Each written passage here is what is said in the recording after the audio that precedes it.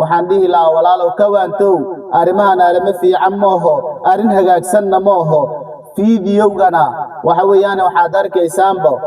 muuqaalkan dhexdiisa ku dhex arkaysaan asigoo hees la soo dul saaray waay kan haddana bal ila fiirsada Cabdinaasir oo yani hadda loo garan og yahay macal burhaan ama Abu Hudayfa hadba sida loo yaqaano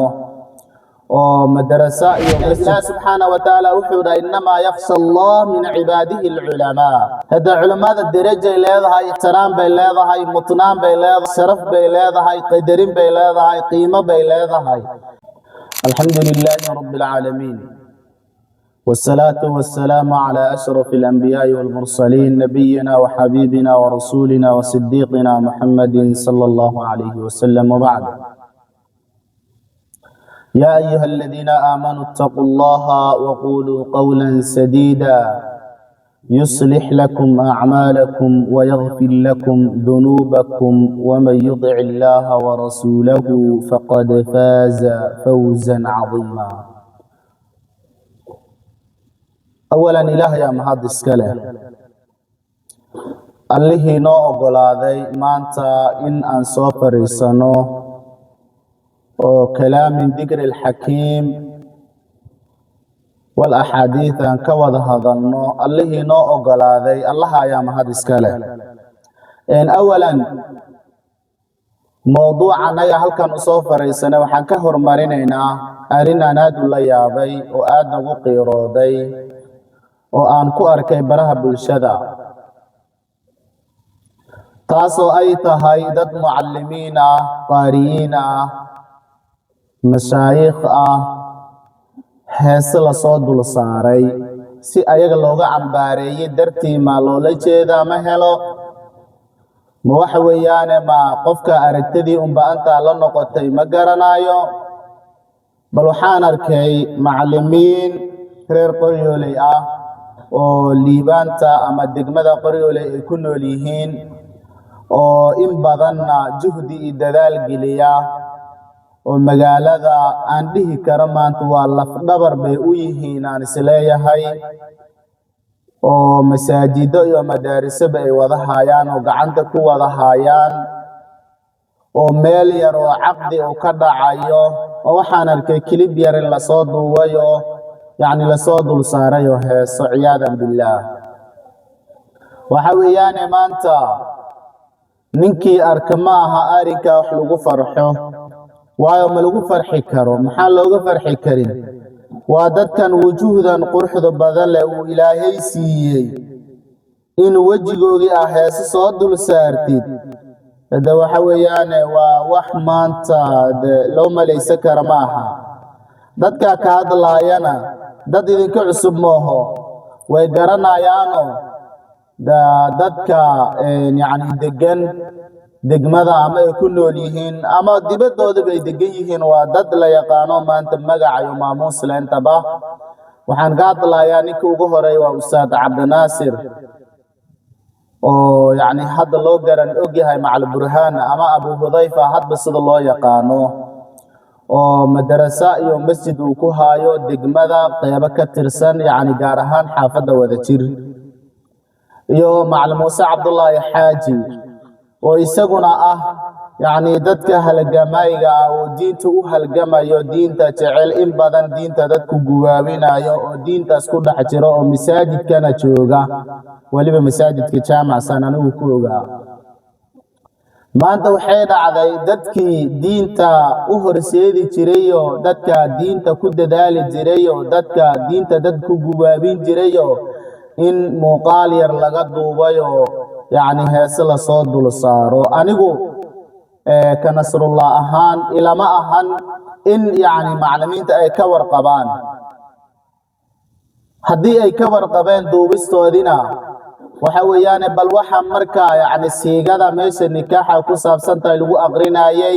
ama yacni wacdada yaroo nikaaxa marka la dhameeyo la dul raacinayay inay ka socotaysa ila noqotay aniga yacni intaana waa khayr qofkii laga duubtana waa muhiim waayo waxa weeyaan in badan oo dadka ka mid ah baraha bulshada maanta ku jira caqdiga siyaabo qaldan u isticmaalaya in badan maanta magaalada waxa ku saabsan oo dad yacni zina iskaga dhaldalayaan oo ay moodayaan in la mehriyey la nikaaxiyeyba xitaa haddii luqada carabiga ay wax ay ka jaban tahay afkii Soomaaliga afkanaga hooy xitaa lagu saxeenino ayaa in badan aragnaa haddii yacni meelaha aan warwareegayno aan fiirinayno maruun waxba ku dannaaba sidaa darteeda marka meesha la rabay dadka khayrka in laga dhigeysto khayrka dibadda loo geeyo khayrkii ilmihii ay soo saarayaan masaajidadii ay hor fadhiyaan waxa weeyaan ilmihii diinta ay barayaan kutubta yacni sunnada nabiga calayhi salaatu wasalaam axkaamta tafsiirka ay barayaan maanta in heese la soo dul saaro ayaan daro waxaan baaq siyaasadeed oo si dheer ugu dirayaa dadka ku dhaqan magaalada Qoryoole ama degmada Qoryoole gaar ahaan dhalinyartayada waxaan u dirayaa fariina culimada ka xishooda culimadu halaga xishoodo culimadu waxa weeyaan Ilaah subhanahu wa ta'ala wuxuu dhahay inma yakhsha Allah min ibadihi al-ulama هذا علماء الدرجة لهذا احترام بلهذا هاي مطنان بلهذا هاي شرف بلهذا هاي قدرين بلهذا هاي قيمة بلهذا هاي إنسدا لولا دقمنا بالواقلة أنا يعني وناقو ماركو إن كنا دت في عن وصوبنا وحاجات سنبا كود حجرا كله ليهن دت كمجال ذا عن خير إن بدنا كتهم يا دت صاحبة ذا معلمين قراء مشايخ أبا كتيرا marka waxa weeyaan waxyaabo qaldan in la isticmaalo naada ka hore waxa arkaya sheekha degmada Sheekh Nuurow yani xafidahullah ilaaha barakeeyo waxa loo soo dhigay baraha bulshada waxyaabo qaab daran oo yani oo been abuura iftiraa marka qaara waxa loo soo dhigay isagoo yani inuu yahay nin caada qaata waxyaabo qaldan masaayiqda ka bixinaysaan masaayiqdii maanta degmada idin joogta ay yihiin hadana masaayiqdii maanta waxa weeyaan guurka xalaalka idin aqdeynay ay yihiin masaayiqdii maanta xumaanta idin ka reebayo masaayiqdii maanta wanaag idin farayaan macallimiinta ilmaha idin soo tarbiyeynayaan oo idin soo saarayaan oo xaafidul quraan idin ka dhigayaan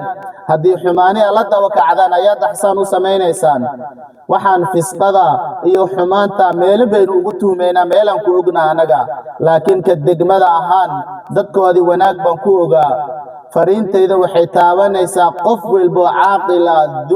dul uqula yani aqligu saaxiiba oo magaalada uu degayahay ama ku nool yahay siyaasiin ha ahaatee yani waxa weeyaan masaayiqda muallimiinta shacabka haweenay waliba يعني مسلمات waxaan u dirayaa sifaadaadka qaldan oo yani culimada magaalada ama degmada ay ku nool yihiin aad ka bixinaysaan waa ina qalbigiina ka saartaan ilaaha ka saari kara ilaahay ka saaree maxaa yeelay labadan macalinada soo qaatay waa dad igu qaaliya waa dad aan aad u jecelahay macal Cabdinaasir iyo macal Muuse waa dad aan aad u jecelahay laakiin qof walba maanta degmada degan oo ku nool yahay wax qabad u leh يعني bulshada soo saarayo oo bulshada wanaageedu uu ka fikirayo oo dhanba waxa weeyaan ma jeceli xumaan in laga soo gudbiyo ma jeceli waxyaabo qaldan in laga soo gudbiyo ma jeceli waxyaabo yani degmada wax u dhibay waxa hadda sameeynaysan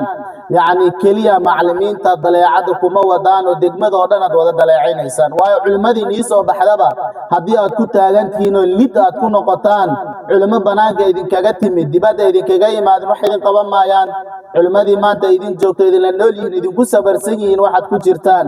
dhibkiina oo mid yahay oo dheeftiina ay mid tahay xanuunkiina isku mid uu yahay ayagii hadaad xanuunsataan oo yani quraanka idin saarayaan idin ku sadaqaysanayaan masaajidadii haweeney maalin gacanta ay ku hayaan madaaristii haweeney maalin ay gacanta ku hayaan hadii dhib la beegsado ka warama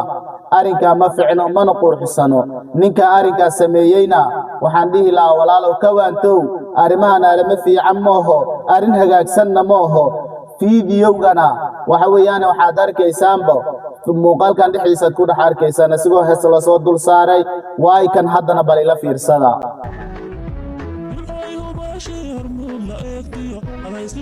waxaan filayaa inaad aragteen marka waxyaabaan wax laga yaqiiqsado weeyaan wax maanta oo yani seewaa la dhihi kara ma waxaan wax degmada lagu yaqaanay maaha degmada astaanteedana sidaan maaha degmada wanaag baa lagu ogaa khayr baa lagu ogaa isjecel baa lagu ogaa isdhexgal baa lagu ogaa heesahan iyo halees dulmiya halees dhibaatay goorma imaaday weeyaan waxaan u dirayaa inta siyaasiyiin oo degmadaas ay ku nool yihiin ay maamulayaan inta mashaayikh oo degmada wax u hayso oo gacanta ay ku hayso masaajidada iyo madaarista inta yani oo shacabka oo magaalada ku ganacsanaysa ay ku nool yihiin oo joogaan hal fariin aad dirayaa fariintaas oo inaad ilaahay ka baqdaan oo ilaahay uga cabsataan dhibka walaalkiina dhibaysaan aqulu qawli hada wa astaghfirullah